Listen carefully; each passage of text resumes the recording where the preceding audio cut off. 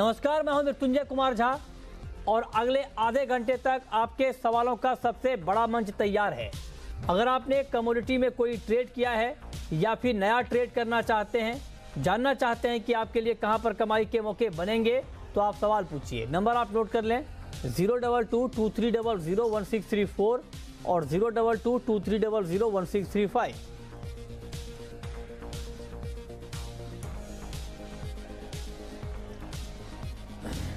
लेकिन सबसे पहले आपको दिखाते हैं आज की एक अहम खबर ये है कि इस साल मानसून सामान्य से कम रहने वाला है। स्काईमेट जो कि एक प्राइवेट वेदर एजेंसी है, स्काईमेट ने अपना पहला अनुमान जारी किया है जिसमें ये कहा है कि जून से सितंबर के बीच मानसून 93% रह सकता है, जो कि सामान्य के मुकाबले कम है। इस बात की आशंका स्काईमेट ने जताई है। और आप देखिए कि अलग अलग महीने में कितनी बारिश होगी, ये जो स्काईमेट ने बताया है ये हम आपको दिखाने जा रहे हैं। जून में 77%, जुलाई में 91%, अगस्त के महीने में 102%। तो जून और जुलाई जो मानसून के शुरुआती 2 महीने हैं, यहाँ पर काफ़ी कम बारिश की आशंका स्काईमेट की तरफ से जताई गई है और ये दोनों महीना खरीफ की बुआई के लिए बेहद अहम माना जाता है। और ये स्काईमेट ने कहा है कि सामान्य से ज़्यादा बारिश की गुंजाइश ना के बराबर है, 0 है। और 55% संभावना इस बात की है कि इस बार सामान्य से कम मानसून रहेगा। और सूखे की आशंका भी यहाँ पर दिखी है, 13% आशंका सूखा पड़ने की जताई गई है इस अनुमान में। तो आखिर ऐसा क्यों है कि इस बार मानसून कम रहेगा और क्या ये मानसून का जो अनुमान है इसमें आगे कुछ और बदलाव होने की गुंजाइश है, इस पर स्काईमेट के एमडी जतिन सिंह से बात की है जी मीडिया संवाददाता समीर दीक्षित ने। आइए सुनते हैं।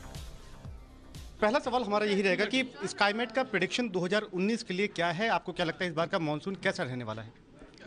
We think it is going to be below normal and -7।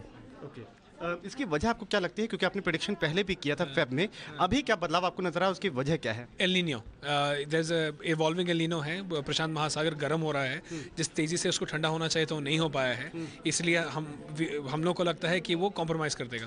Okay, जून सितंबर के लिए आपका बिलो नॉर्मल का जो है प्रेडिक्शन है, स्टेट वाइज देखें तो या फिर पीरियड वाइज देखें, क्या एनालिसिस आपका कहता है? आपको क्या लगता है किस तरीके का ये जून तो सितंबर का पीरियड रह सकता है? देखिए, जून और जुलाई में बारिश कम होने की एक्सपेक्टेशन है और ये अगस्त सितंबर से थोड़ा तेज़ी पकड़ेगा। तो आपकी जो डेफिसिट है वो जून और जुलाई में ही आएगी। ओके, और बाकी के अगस्त और सितंबर में आपको क्या लगता है? It should be okay. Agricultural benefit की जो लगातार बात हो रही है, आपको क्या लगता है कि जिस तरीके का बिलो नॉर्मल का जो प्रेडिक्शन पहले रहा है, कृषि के लिहाज से कैसा रहने वाला है ये साल और आने वाले सालों में आपको क्या नतीजा नजर आता है? देखिए, पानी की किल्लत तो रहेगी, कृषि के लिए तो ये चैलेंज बढ़ते ही जा रहा है, इसमें कोई सरकार भी कुछ नहीं कर सकती। ये अजीब सा चैलेंज है।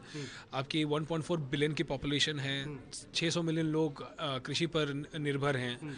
आप पॉलिसी पर पॉलिसी ले आइए, जब पानी कम होगा और ज़मीन उतनी उपजाऊ नहीं रहेगी, जब लोग बढ़ते जाएंगे तो हमारे चैलेंजेस तो बढ़ने वाले हैं। रूरल डिस्ट्रेस के लिए अब ये हमारे देश की आई ऑलवेज फील दैट हमारे लिए जो ड्राउट है और जो पानी की किल्लत है या बिलो नॉर्मल मानसून्स हैं, we should treat this as a national security issue. एक अंतिम सवाल, राज्य के लिहाज से आप कह रहे हैं बिलो नॉर्मल मानसून है, राज्यों के लिहाज से कैसा आप देख रहे हैं? नॉर्थ के लिहाज से, साउथ के लिहाज से किस तरीके आपका सबसे ज़्यादा रिस्क है वो है महाराष्ट्र, कर्नाटका और वेस्ट एमपी में, और झारखंड, बिहार और वेस्ट बंगाल में। तो आप सुन रहे थे स्काईमेट के एमडी जतिन सिंह को, जो कह रहे थे कि एक चुनौती होगी। तो ऐसे में जून और जुलाई ये जो 2 महीने का फोरकास्ट है वो ज़्यादा चिंताजनक है, क्योंकि यहाँ पर काफ़ी कम बारिश का अनुमान जताया गया है। इसका क्या इम्पैक्ट होगा ओवरऑल खरीफ की सोइंग पर, इकोनॉमी पर, इस पर बातचीत करने के लिए हमारे साथ फोन लाइन पर हैं Siraj Hussain, former agriculture secretary. Siraj ji, स्वागत है आपका जी बिजनेस पर। आपको पता चल गया होगा कि मानसून का पहला फोरकास्ट आया है स्काईमेट की तरफ से, जहां पर बिलो नॉर्मल मानसून की बात कही गई है। लेकिन इस पूरे अनुमान में जो एक अहम बात कही गई है वो ये कि जून के महीने में 77% और जुलाई के महीने में 91% मानसून रहेगा। और ये 2 महीना खरीफ की बुआई के लिए सबसे अहम माना जाता है। और जुलाई के महीने में पूरे मानसून सीजन का सबसे ज़्यादा बारिश होती है, 33%। तो अगर जून और जुलाई में वाकई स्काईमेट के अनुमान के मुताबिक बारिश होती है तो ये कितनी बड़ी चिंता की बात होगी खरीफ की बुआई के लिहाज से, खेती के लिहाज से? देखिए, ये जो मानसून के फोरकास्ट अप्रैल के महीने में जारी होते हैं, ये कोई अंतिम फोरकास्ट नहीं है। हाँ, वो तो ठीक है। और इतना पहले से इसको असेस करना भी मुश्किल है, और साइंटिफिक क्रेडिबिलिटी इसकी बहरहाल ऐसा नहीं है कि अनडिस्प्यूटेड हो। लेकिन मुझे ये लगता है कि इस साल क्योंकि हमारे अधिकारी लोग इलेक्शन में बिजी होंगे, इसलिए थोड़ा सा वक्त पॉलिटिकल लीडरशिप को स्टेट के लिए निकालना चाहिए, अगर बारिश कम होती है उसकी प्लानिंग के लिए। हाँ हाँ, बिल्कुल जी। हर जिले का एक कंटिजेंसी प्लान क्रीडा ने बनाया हुआ है, जो हैदराबाद में एक ICAR का इंस्टीट्यूशन है, और ये मालूम है हमें कि हर जिले में किस तरह की कार्रवाई की जानी है, किस तरह की तैयारी होनी है। तो अगर वो तैयारी कर ली जाती है तो हम इस सूखे की स्थिति से अच्छी तरह निपट सकते हैं। हाँ, ये आपने बहुत अच्छी बात कही कि एहतियातन कुछ न कुछ यहाँ पर विकल्प तैयार रहने चाहिए, ताकि अगर कम बारिश होती है तो उससे कैसे निपटा जाए। लेकिन मेरा सर आपसे एक सवाल और होगा कि 4 महीने का ये पूरा सीज़न होता है, और अभी IMD का फोरकास्ट आना बाकी है, जो 15 अप्रैल के आसपास आना है। क्या ओवरऑल आपके हिसाब से जो मानसून को लेकर बातचीत की जाती है, जो आपने कहा कि अभी जो साइंटिफिक इसके उसको ऐसा नहीं कि वो अनडिस्प्यूटेड है, क्या आपको लगता है कि ये थोड़ा ज़्यादा पैनिक हो जाना होता है जब इस तरह के टाइम पे ऐसे फोरकास्ट आते हैं, तो एक पैनिक क्रिएट होता है मार्केट में, इससे बचना चाहिए? बिल्कुल होता है, और हमने देखा है कि पिछले कई सालों में जो फोरकास्ट आए हैं, स्काईमेट के फोरकास्ट हों या IMD के फोरकास्ट हों, दोनों से मुख्तलिफ मानसून का बिहेवियर निकला है। तो ये हम नहीं कह सकते, क्योंकि अभी साइंस उतनी इवॉल्व नहीं है। जो शॉर्ट टर्म फोरकास्ट होता है अगले चंद दिनों का, उसमें तो किसी हद तक एक्यूरेसी आती है, लेकिन लॉन्ग टर्म फोरकास्ट में इतनी एक्यूरेसी नहीं आती। लेकिन फिर भी असल में मेरा इसमें ये मानना है कि हमारा इसका जो सॉल्यूशन निकलेगा वो साइंस से निकलेगा। हमें ड्राउट रेजिस्टेंट वैरायटीज डेवलप करनी चाहिए, हमें ऐसी टेक्नोलॉजी डेवलप करनी चाहिए ICAR के इंस्टीट्यूशंस को, जिससे कि कम बारिश में भी फसलों के उत्पादन में कमी ज्यादा ना आए। तो ये सब एक लॉन्ग टर्म पर्सपेक्टिव है। क्रीडा और बाकी इंस्टीट्यूशंस को इस पे काम करना चाहिए, और हमने देखा कि पिछले 4-5 साल में ICAR के कई इंस्टीट्यूशन में तो डायरेक्टर ही नहीं है, और उनकी फंडिंग भी बहुत कम है, तो उसकी तरफ ध्यान देने की जरूरत है। सर, एक सवाल मेरा आपसे और होगा कि चूंकि आप एग्रीकल्चर के जानकार हैं, आपके हिसाब से मान लीजिए ठीक है ये पहला फोरकास्ट है और ऐसा नहीं कि इसी के मुताबिक बारिश होगी, इसमें बदलाव भी आगे हो सकता है, लेकिन अगर इसको ध्यान में रखकर तैयारी की जाए तो आपके हिसाब से, क्योंकि कई फसलें ऐसी होती हैं जिसमें ज़्यादा पानी की ज़रूरत होती है, कुछ फसलों में कम पानी की ज़रूरत होती है, तो क्या वैकल्पिक फसलों की तरफ कुछ फोकस बढ़ाना चाहिए, उसको लेकर कुछ तैयारी प्री प्लान करना चाहिए? देखिए, ऑलरेडी जो क्रीडा ने कंटिजेंसी प्लान्स जिलों के बनाए हैं, उसमें इस बात को ध्यान में रखा गया है कि अगर बारिश कम होती है तो कौन सी फसलों की तरफ किसानों को जाना चाहिए। लेकिन मुझे फिक्र ये है कि अगर बारिश कम होने का ये अनुमान सही साबित होता है, और महाराष्ट्र, कर्नाटका वगैरह के उन इलाकों में इस साल भी बारिश नहीं होती है जहां पिछले साल भी कमी थी, तो वो बहुत ज्यादा प्रभावित हो जाएंगे, क्योंकि वहां पीने के पानी की दिक्कत हो जाएगी, जानवरों के लिए पानी की कमी हो जाएगी। तो ज्यादा जो हमें फिक्र है वो उन इलाकों की है जो पिछले साल भी सूखे से मुतासिर थे। तो उन इलाकों को लेकर क्या तैयारी होनी चाहिए एडवांस में? नहीं, अब वहाँ की राज्य सरकारों को जो कंटिजेंसी प्लान्स हैं उनको रिव्यू करना चाहिए। वहाँ देखना चाहिए कि जो थोड़ी बहुत बारिश भी होती है, ऐसा तो नहीं है कि बिल्कुल ही नहीं होगी, जो भी बारिश होती है उसके पानी के कंजर्वेशन के लिए सही इंतजाम किए जाएं, और वहाँ खास तौर से उन फसलों के बुआई को कम किया जाए जिनमें ज्यादा पानी लगता है। और महाराष्ट्र में जैसे 25% महाराष्ट्र में 70% पानी तो चला जाता है शुगर केन, ठीक है, और बाकी कॉटन और बाकी फसलों को कम पानी मिलता है, तो उसके सिलसिले में अभी से ड्रिप इरिगेशन वगैरह की तैयारी करें। काफी चीजें हो सकती हैं, वो राज्य सरकारें करेंगी भी। ठीक है, बहुत बहुत शुक्रिया आपका सिराज हुसैन जी हमारे साथ जुड़ने के लिए और इस मुद्दे पर बातचीत करने के लिए। तो ये आप मौसम की खबर देख रहे हैं, और उस पर एक्सपर्ट क्या मानते हैं, किस तरह की तैयारी होनी चाहिए अगर कमज़ोर मानसून होता है, तो ये हमने आपको बताया है। चलिए आगे बढ़ते हैं और अब बात करेंगे कि आज आपके लिए कमाई के मौके आखिर बनेंगे कहाँ। लेकिन मनोज कुमार जैन जी, चूंकि हम मानसून की बात कर रहे थे, तो एग्री मार्केट में जो इम्पैक्ट आज दिखना था वो दिखा भी है, काफ़ी वोलेटाइल भी रहा है मार्केट। कल के कारोबार में एग्री की चाल आप क्या देख रहे हैं? बिल्कुल, नमस्कार मृत्युंजय। जो मोमेंटम बना है, मेरा मानना है कि जारी रहना चाहिए। कुछ स्पेसिफिक कमोडिटीज की बात करें जहां पे जो सपोर्ट मिलता हुआ दिखेगा, केस्टर में हमने 2 दिनों से रैली देखी है, वहां पे सपोर्ट जो है रहना चाहिए। दूसरा, स्पाइसेस पैक की अगर बात करें तो कोरिएंडर में भी जो है बढ़त जो है वो जारी रहना चाहिए। उसके अलावा अगर हम कॉटन कॉम्प्लेक्स की बात करें तो यहाँ पे ये जो पूरा ही कॉम्प्लेक्स अच्छा जो है परफॉर्म कर रहा है। गत वर्ष भी यहाँ पे उत्पादन में गिरावट थी, तो यहाँ पे भी मेरा मानना है कि बढ़त जो है वो जारी रहना चाहिए। और कहीं ना कहीं ग्वार सीड में भी जो है निचले स्तरों पर फिर से 4350 से 4400 की रेंज में फिर खरीदारी लौटेगी। ठीक है। और मेरा मानना है कि इस बार जो है ग्वार सीड में जो बढ़त है वो 4500 का स्तर क्रॉस होने के बाद एक बार 4800 तक के स्तर भी वहां पे देखें। 4800 का लेवल आप कह रहे हैं कि ग्वार में दिखेगा, लेकिन आज हुआ ये है, जिस कमोडिटी पर मानसून का इम्पैक्ट दिखना चाहिए था उस पर नहीं दिखा है, जिस पर नहीं दिखना चाहिए था उस पर दिखा है। अब देखिए, धनिया वायदा 4% की सर्किट पे बंद हुआ है। जीरे में अच्छी तेजी हमने देखी है, लेकिन जब मानसून का फोरकास्ट आया तो ग्वार, चूंकि मानसून को लेकर काफ़ी सेंसिटिव कमोडिटी है, वहाँ पर तेज़ी की उम्मीद जताई जा रही थी, लेकिन वो तेज़ी आई नहीं है। तो रवि जी, ये हुआ क्या है आज के मार्केट में? धनिया 4%, जीरा 1.5% ऊपर, ग्वार नीचे बंद।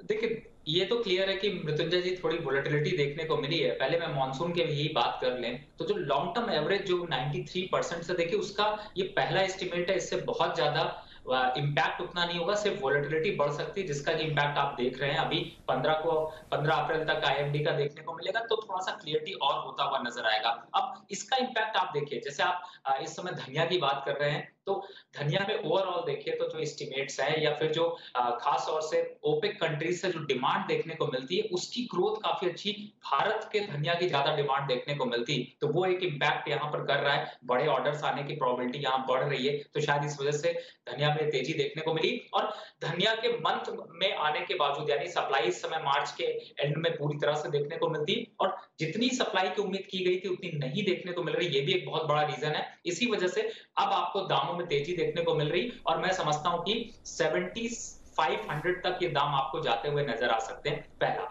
दूसरा, सेम विद द जीरा की भी बाहर जो है वो एक्सपोर्ट डिमांड बहुत अच्छी देखने को मिलती। इस समय जितना एक्सपेक्टेशन करेक्शन था वो जीरे की सप्लाई में देखने को मिला। बहुत जल्द आपको मई के महीने में 16,500 के लेवल आपको फिर से देखने को मिल सकते हैं। तो ओवरऑल अब यहां से थोड़ा बॉटम आउट होता हुआ मार्केट नजर आ सकता है। ग्वार में देखिए, क्रूड ऑयल की प्राइसेस हाई होंगी तो ग्वार में उतना डिमांड नहीं देखने को मिलती, या फिर थोड़ा सा प्राइसेस स्टेबल प्रॉफिट बुकिंग देखने को मिलती है। तो मुझे लगता है अभी ग्वार में कोई वीकनेस नहीं है, ये वापस तेजी की तरफ ट्रेंड होगा, लेकिन थोड़ा मुनाफा वसूली होने के बाद।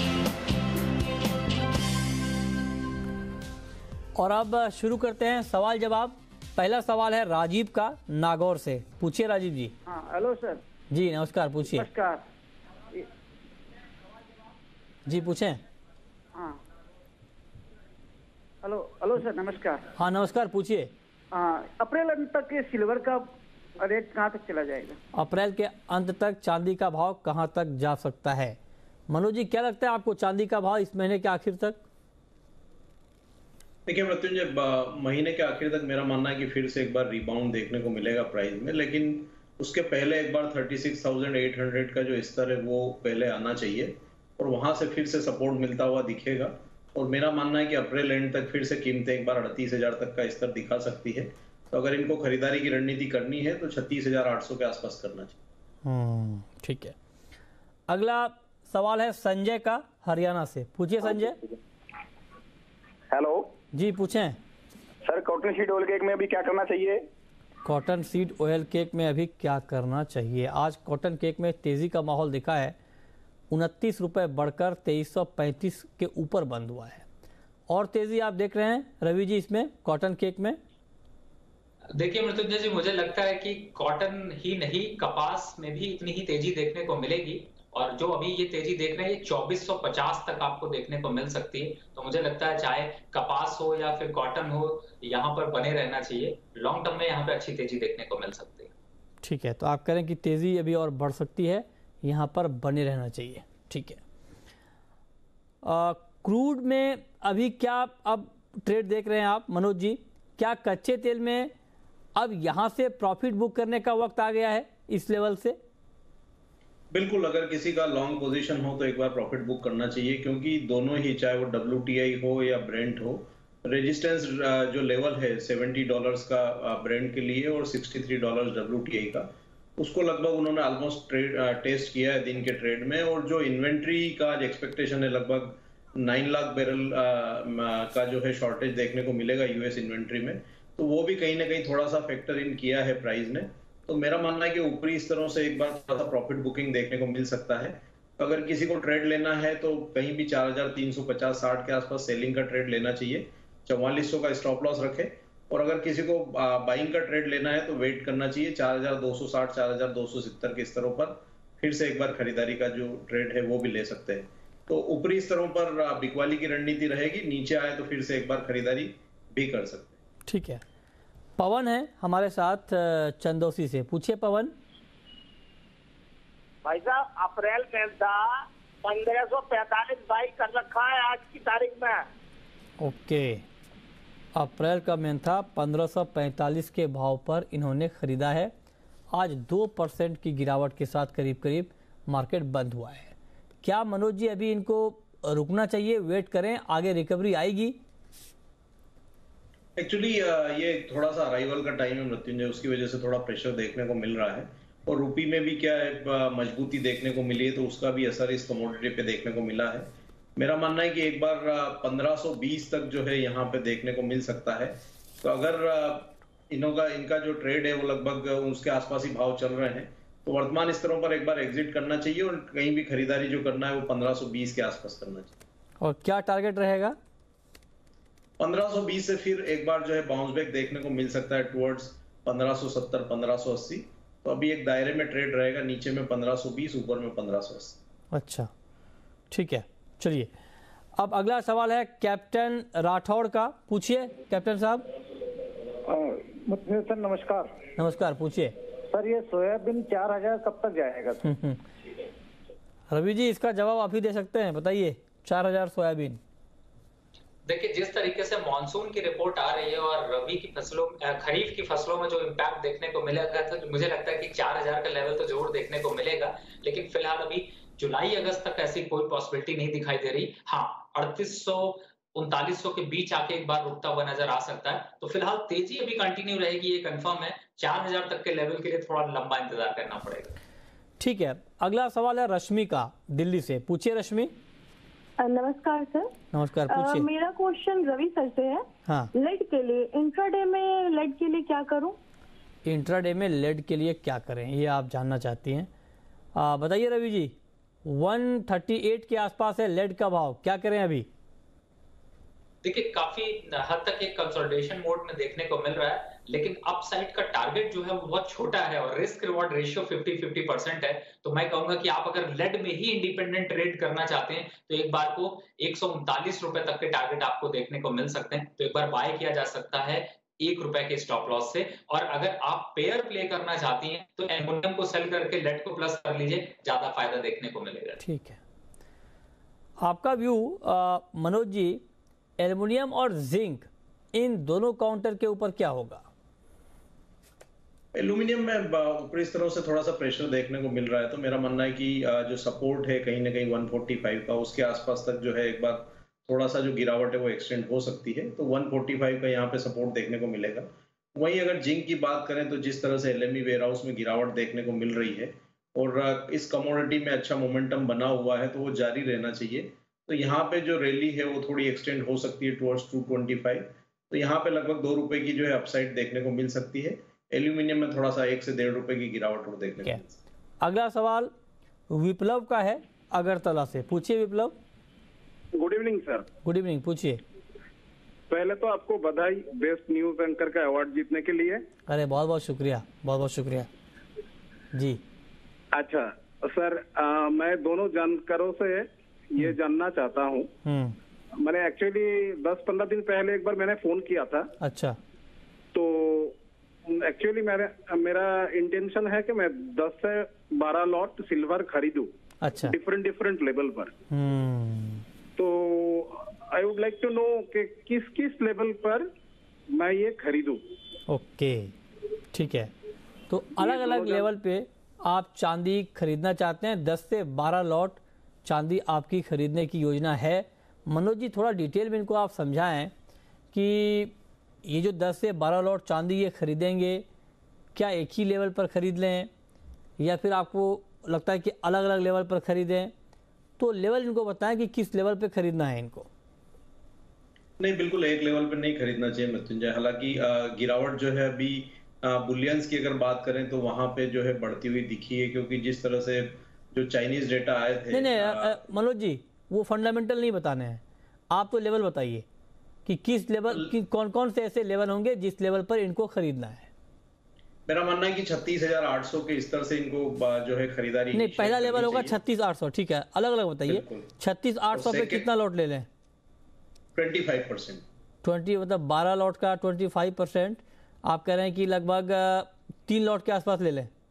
बिल्कुल, ठीक है। और उसके बाद 36,500 पे एक पोजीशन और लेना चाहिए। 36,500, ओके। यहाँ पे भी 3 लॉट करीब, वहां पे भी 25% ले। ठीक है। और 36,200 से 36,000 के रेंजेस में बाकी पोजीशन जो है वो लेना चाहिए। मतलब बड़ी पोजीशन आप करेंगे 36,200 पर लें। बिल्कुल, ठीक है। 3 लेवल है विप्लव आपके लिए, 36,800, 36,500 और 36,200। तो 36,800 और 36,500 पर करीब करीब 3-3 लॉट आप ले सकते हैं। और उसके बाद 5 से 6 लॉट आप 36,200 के भाव पर ले सकते हैं। टारगेट क्या होगा, बिल्कुल संक्षेप में बता दीजिए। यहाँ पे मेरा मानना है कि 38,500 जो है वो फिर से एक बार देखने को मिल सकता है, या तो अप्रैल एंड तक या मई मिड तक। 38,500 अप्रैल एंड और मई मिड, ये टारगेट है आपके लिए। चलिए, अब वक्त है रैपिड फायर राउंड का।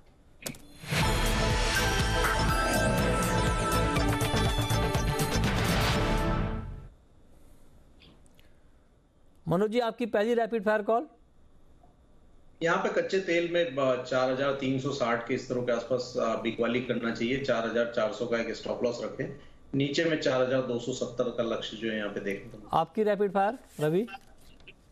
मुझे लगता है जिंक में यहाँ पर एक बार सेल करके चलना चाहिए। लोअर साइड पे 220 तक के लेवल वापस से देखने को मिल सकता है। आपकी आखिरी कॉल रवि। दूसरा मेरा गोल्ड है। यहाँ पर मुझे लगता है थोड़ा सा यहाँ पर मोमेंटम अपसाइड हो सकता है, तो इसको बाय करके चला जा सकता है। चलिए, शुक्रिया रवि आपका और मनोज जी आपका भी हमसे जुड़ने के लिए, बताने के लिए कि आज कहां पर कमाई के मौके बनेंगे।